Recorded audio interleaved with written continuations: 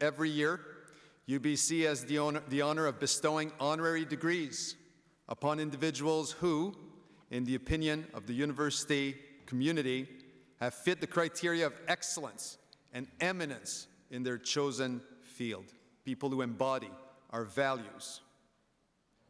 Moran is one of those individuals, and I invite him to step forward to receive his honorary degree.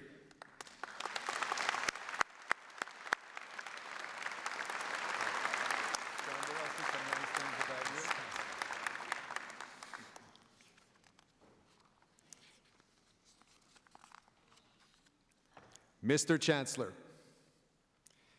Moran is one of our country's most effective and influential champions for truth, reconciliation, and human rights. As founding director of the National Center for Truth and Reconciliation, he was responsible for laying the strategic foundations of the organization while working in close collaboration with national partners to advance its mission and its mandate. His continuing work in building and sustaining relationships that advance Indigenous rights has had lasting impact across all sectors.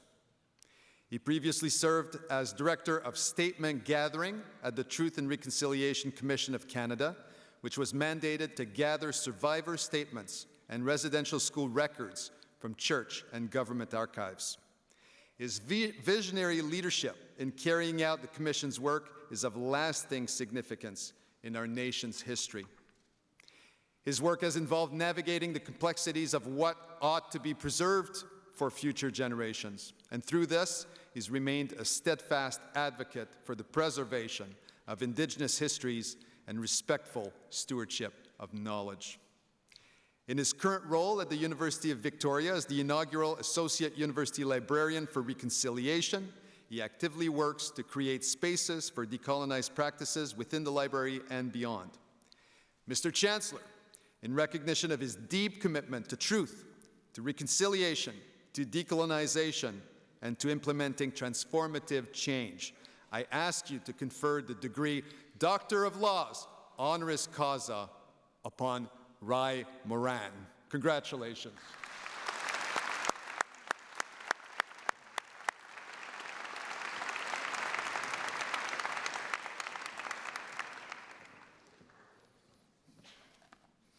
By the authority of the Senate and this university, I confer upon you, Ryan Moran, the title and degree, Doctor of Laws, honoris causa. Congratulations.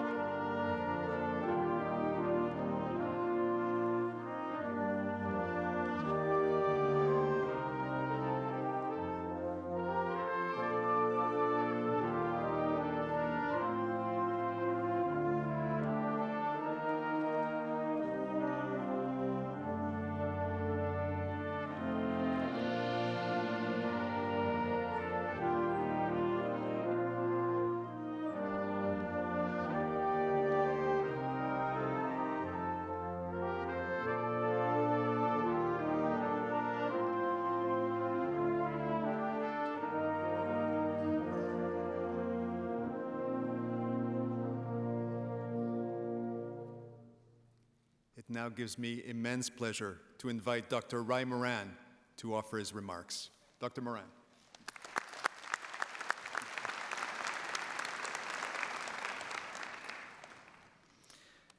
Well, thank you so much. This is an honor and a recognition that I can quite honestly say I never dreamed of, actually. So I'm so honored to be here today to celebrate this most incredible day for each and every one of you. It is an absolute privilege to share in this momentous day that I know you have worked so hard for, that you have labored and toiled and at times struggled for, and it is my absolute privilege to be here with you. I'd also like to thank Elder Grant for acknowledging the territories. He was very clear in stating that this is unceded land, and this is something that the Truth and Reconciliation Commission itself has reminded us of, to cast these ideas of discovery and terra nullius, these ideas that this was empty land, from our minds and realize each and every day that we are, in fact, in ancient and wise Indigenous territories, and that comes with it responsibilities that I'll be talking a little bit about today. Chancellor Point, President Bacon, thank you so much for welcoming me here today. I also wish to thank all of my family, my friends that are here, elders, colleagues, and supporters. It's left me actually speechless, feeling the love and support that you have given me and shared with me through all these years.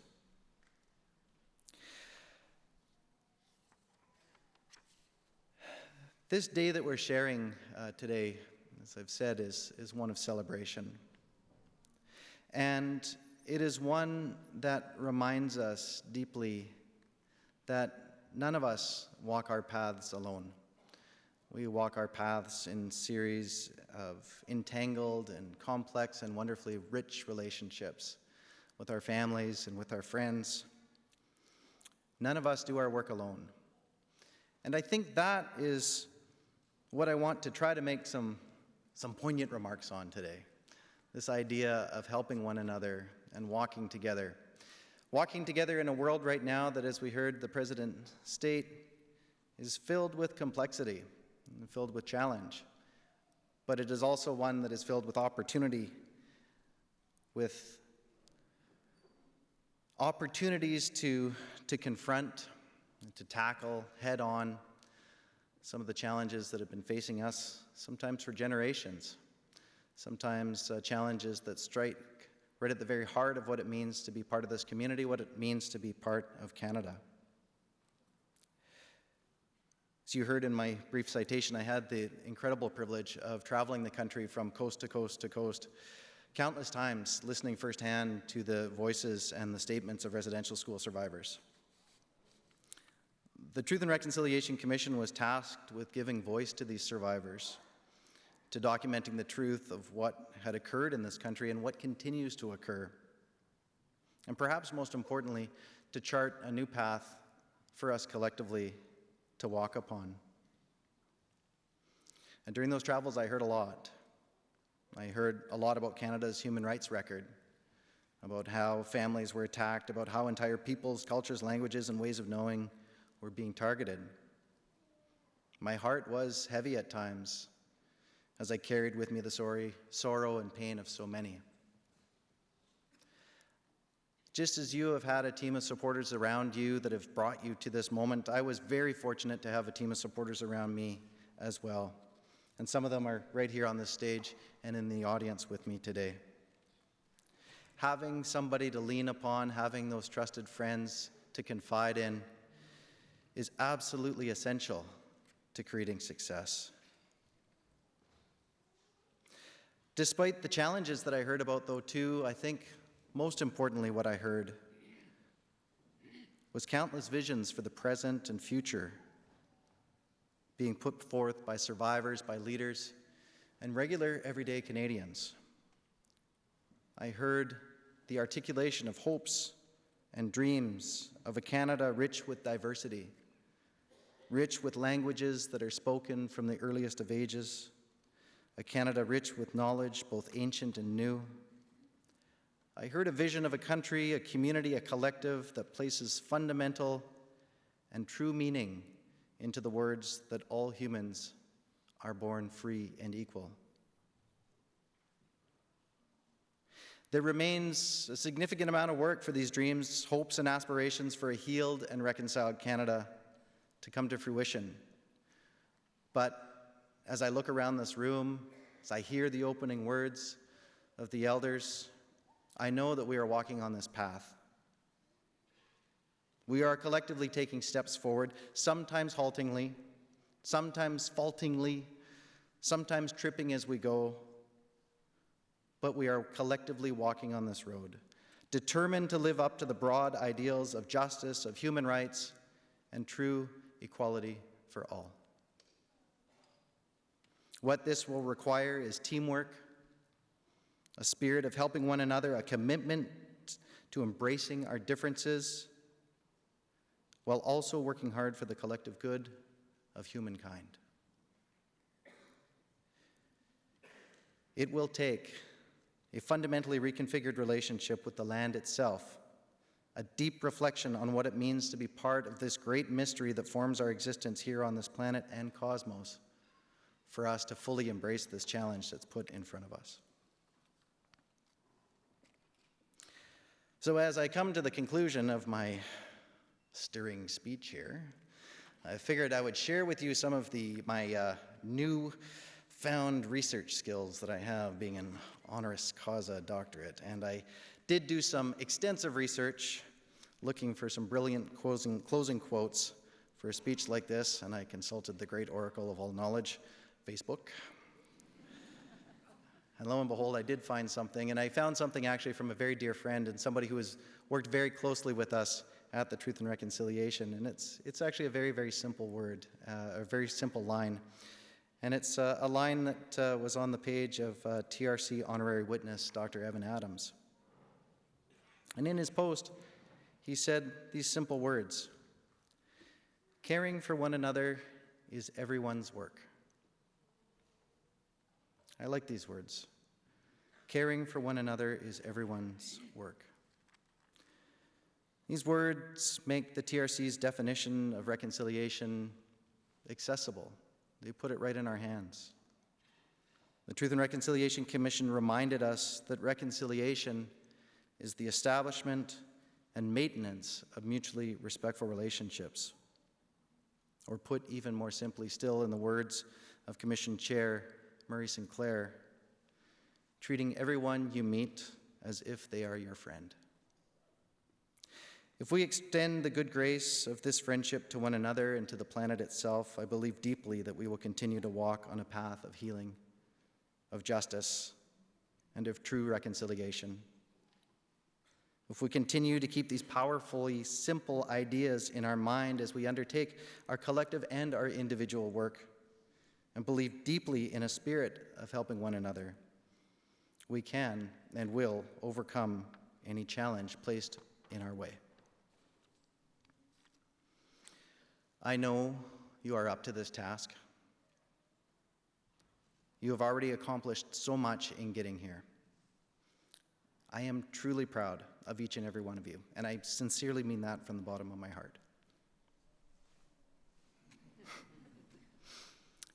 It's also important for me, I think, to say that I care, and I do sincerely mean that as well. I care about you. I care about your families. I care about your families that are here. I care about my family. I care about families that I haven't met.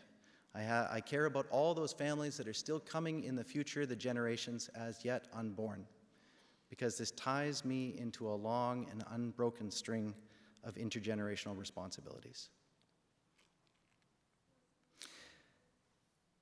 I also know deeply that the University of British Columbia cares deeply about you as well, and hopes that you will continue to maintain a fruitful and lasting relationship with this wonderful institution that fills us all with a sense of hope and determination that we can indeed overcome the challenges placed in front of us.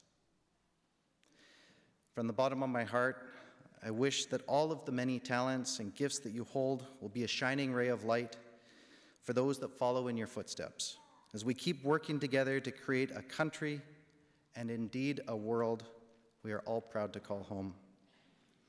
From my family to yours, I wish you every success in your future adventures.